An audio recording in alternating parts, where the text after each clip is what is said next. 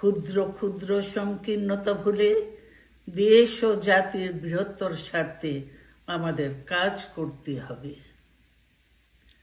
এখনো ফ্যাসিস্টদের দোসররা এবং বাংলাদেশের শত্রুরা গণ অভ্যুত্থানের মাধ্যমে প্রাপ্ত অর্জনকে নস্যাৎ করার জন্য গভীর চক্রান্তে লিপ্ত রয়েছে।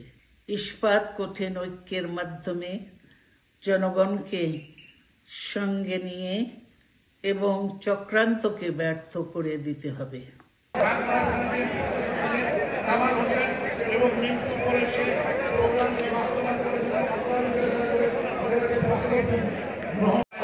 আমরা তো চাই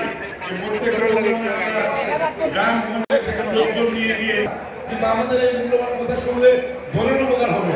আমরা এখানে কেউ চাইতে আসিনি, আমরা যেটা করবো সেটা দলের উপকারের জন্য করবো।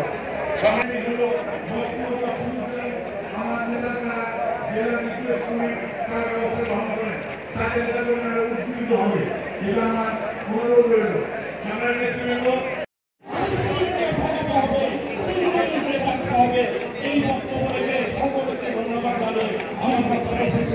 মোহাম্মদ আব্দুল আলিম বাবু, সাধারণ সম্পাদক,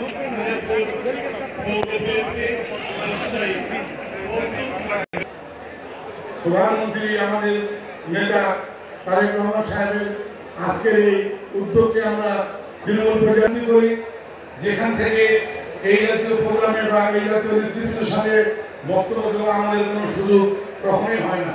এই জন্য আমাদের ছিল না ধানমারা থানা প্রতিষ্ঠান শহীদ অধ্যাপক আব্দুল ওয়াহেদকে সভাপতি, তার সুযোগ্য সন্তান শামসুর রহমান মিন্টুর নেতৃত্বে আমরা আবারও সে দলকে ঘুরে দাঁড়ানোর জন্য যারা তারেক রহমানের অনুপ্রেরণায় আমরা ঐক্যবদ্ধভাবে এই দলকে আমরা প্রতিষ্ঠিত করার জন্য কাজ করি। বিভিন্ন 17 বছর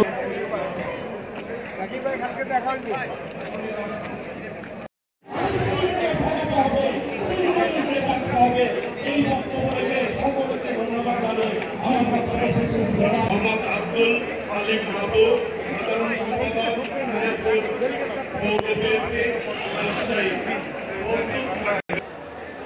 প্রধানমন্ত্রী আমাদের নেতা তারেক রহমান সাহেবের আজকের এই উদ্যোগকে আমরা তৃণমূল পর্যায়ে করি, যেখান থেকে এই জাতীয় প্রোগ্রামে বা এই জাতীয় নেতৃত্বের সাথে বক্তব্য দেওয়া আমাদের কোনো সুযোগ কখনোই হয় না।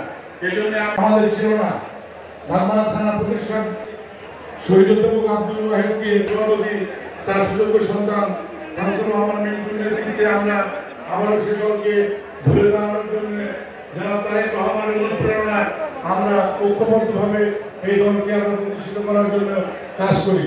বিভিন্ন 17 বছর